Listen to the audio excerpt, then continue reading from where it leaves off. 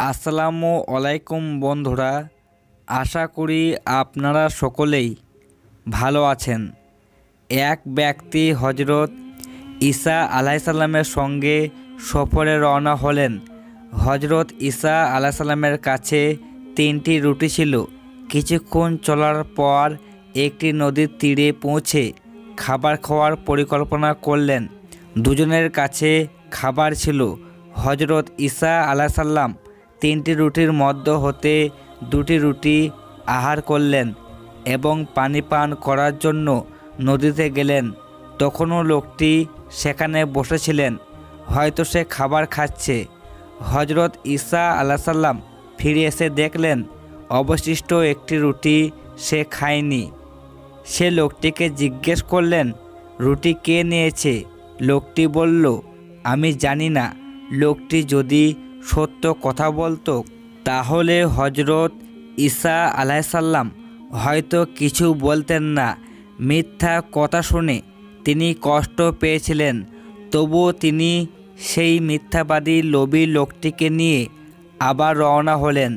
রাস্তায় চলতে চলতে তিনি আবার ক্ষুধা অনুভব করলেন, কিন্তু তিনার কাছে খাবার ছিল না। হঠাৎ তিনি দূরে একটি হরিণকে দেখতে পেলেন।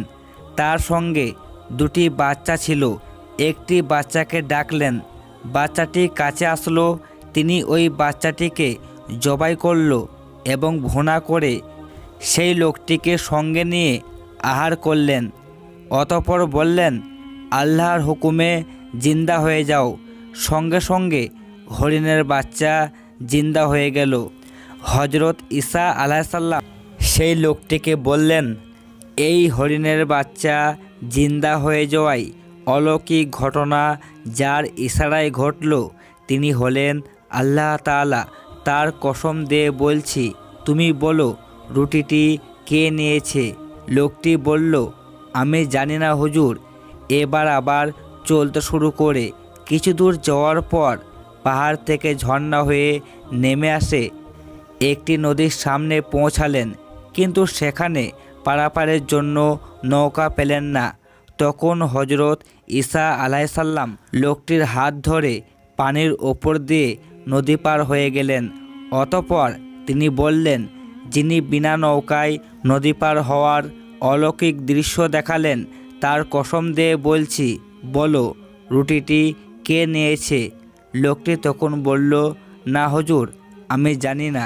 তাই সেই মিথ্যা কথা হজরত ঈসা আলাইসাল্লামকে খুব কষ্ট দিচ্ছিল। তাই তিনি বিভিন্ন কৌশলে সত্য বের করার চেষ্টা করছিলেন। অতঃপর হজরত ঈসা আলাইসাল্লাম এক জঙ্গলের কাছে পৌঁছালেন এবং সেখানে একটি জায়গায় ধুলাবালি জমা করতে শুরু করলেন।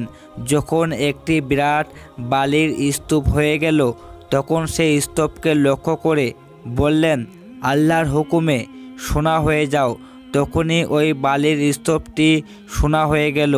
তিনি সেই সোনাকে 3 ভাগ করলেন এবং লোকটিকে লক্ষ্য করে বললেন, এই 3 ভাগ সোনার মধ্যে হতে এক অংশ আমার, এক অংশ তোমার এবং অপর অংশটি ওই ব্যক্তির যে রুটিটি নিয়েছে।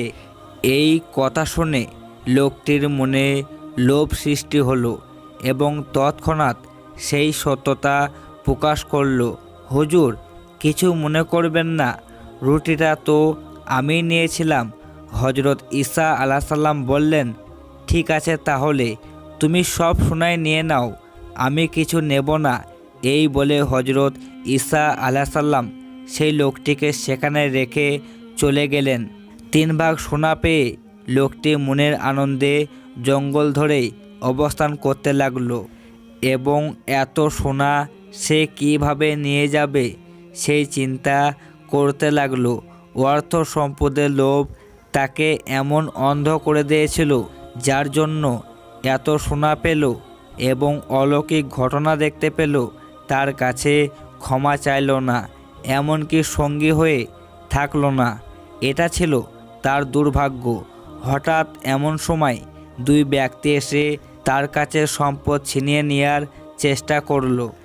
লোকটি বুঝতে পারল তারা তাকে মেরে ফেলবে। তখন বলল, লড়াই করে আর কী লাভ, আসো আমরা লড়াই না করে এই বিশাল পরিমাণ সোনা সমান 3 ভাগে ভাগ করে নিই। এখন খুব ক্ষুধা লেগেছে, একজন বাজারে গিয়ে কিছু খাবার নিয়ে আসো, ক্ষুধা নিবৃত্ত করার পর সোনা ভাগ করব। তার প্রস্তাবে তারা রাজি হলেন এবং সেই দুজনের মধ্যে এক ব্যক্তি খাবার আনতে বাজারের দিকে রওনা হলো এবং মনে মনে ভাবল, খাবারের মধ্যে বিষ মিশিয়ে দিলেই এই দুজন মারা যাবে, তখন সমস্ত সোনা আমার একা হয়ে যাবে। খাবার কেনার পর সত্যি সত্যি খাবারে বিষ মিশিয়ে দিল। এদিকে তারা দুজন পরামর্শ করলো, ওই তৃতীয় ব্যক্তিকে যদি মেরে ফেলা হয় তাহলে দুজনের ভাগ বেশি করে হবে, তাই লোকটিকে বাজার থেকে ফিরে আসতেই মেরে ফেলতে হবে। অতঃপর দুজন মিলে তাকে মেরে ফেললো এবং মনের আনন্দে তারা খাবার খেতে লাগলো। খাবার খাওয়া শেষ হতে না হতে বিষের প্রতিক্রিয়া শুরু হতে লাগলো এবং তারা দুজনই মারা পড়ল। সোনার 3 ভাগ যেখানে ছিল সেখানে পড়ে রইল, কেউ পেল না। 3 জনের লাশ সোনার পাশেই পড়ে রইল। কোনো না কোনো কারণে হজরত ঈসা আলাইসাল্লাম সেই রাস্তা দিয়ে পথ অতিক্রম করছিলেন। তিনি এই দৃশ্য দেখে সবাইকে ডেকে বললেন, দেখো, সম্পদের হকিকত এই লোভ থেকে নিজেকে বাঁচাও। বাংলায় একটা প্রবাদ আছে, লোভে পাপ, পাপে মৃত্যু। তো বন্ধুরা, আজ তাহলে এই পর্যন্তই। আপনারা ভালো থাকবেন, সুস্থ থাকবেন। আল্লাহ হাফেজ।